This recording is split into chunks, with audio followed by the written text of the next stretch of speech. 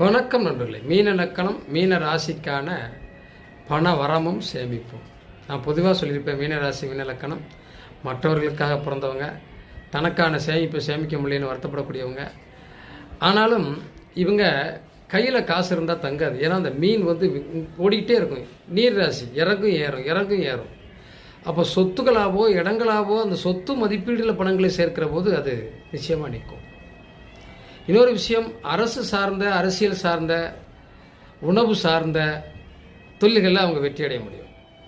பொருளாதார வளர்ச்சி என்பது தனக்கு தானே அப்படின்னு சேமிக்கிறது ரொம்ப கஷ்டம்.